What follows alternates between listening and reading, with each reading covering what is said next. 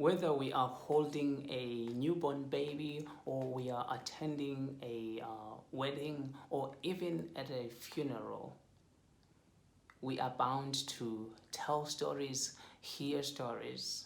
Stories are like the lifeline for the human species.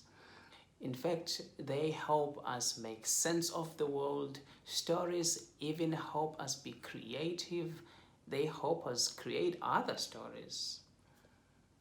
Now, my name is Menzingambule. I'm a student here at Luther Seminary, where I'm studying a Master of Divinity, but I'm also currently interning at Salem Lutheran Church in North Minneapolis. And today I want to tell you a story about a creek that's next to my uncle's house where I grew up. So the story takes place in my home country of Eswatini, and the year is 2007. I had been living with this family that didn't really treat me well.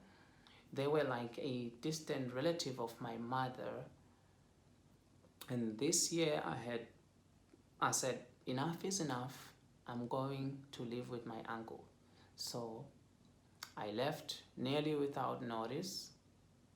Just packed a few things in my bag, which were mostly my clothes. I had no water, I had no food, and I had no money for transportation. So backpack on my back and soles on my shoes, I left. So during the winter, the weather is mild to hot, but it's not unbearable, so it's easy to walk. But it also means it's dry, right? Rain is only in the summer, so most creeks are kind of dry. So as I walk, halfway through, I sort of pass the main river, which is called Mzimnene River. Of course, it's a river that passes through the cities, and because of that, it carries some contamination from sewage and other things, so couldn't drink that. I pass it and I tell myself I'm gonna reach home eventually. But after that, the thirst starts to kick in. And I'm like, yeah, home is still far, so I should look as I pass the creeks to see if the creeks have any water. And there is either no water in the creeks, or if there is, it's kind of like contaminated water that the animals are drinking and sort of trampling on, so it's not good either. So I press on, checking a creek after creek, and there is nothing. Eventually, about 3.5 hours into the journey, I walk over the hill and see my uncle's house just ahead.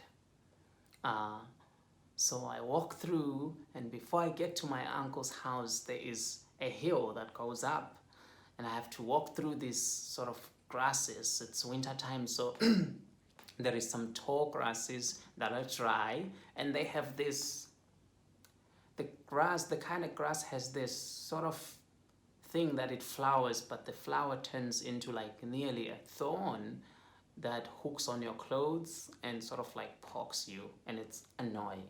So it's just the right thing I need to make my last leg or stretch home.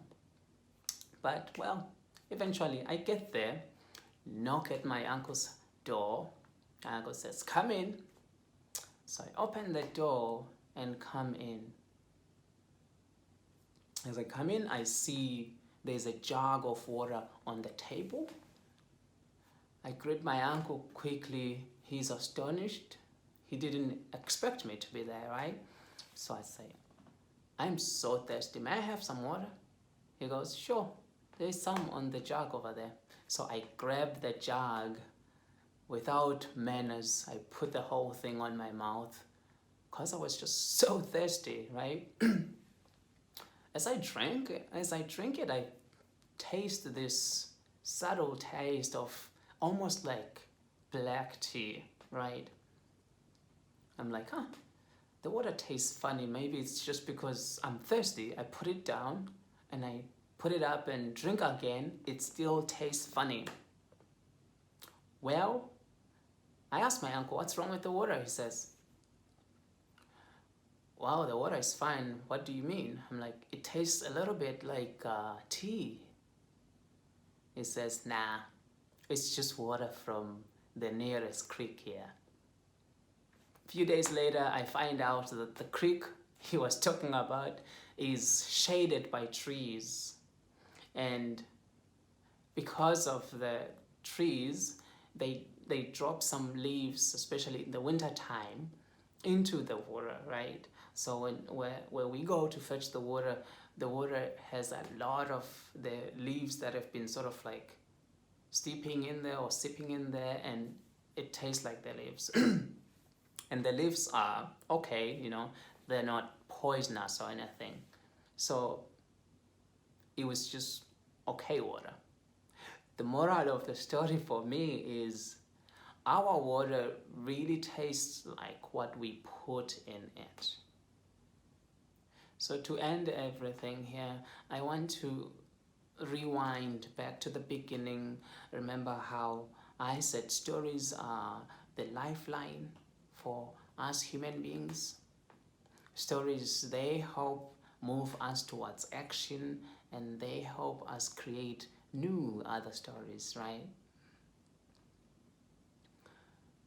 I told this story to my girlfriend once, and she told me, she said, Menzi, that is basically the reason why you like black tea so much. It's because you used to drink this water that tasted like black tea.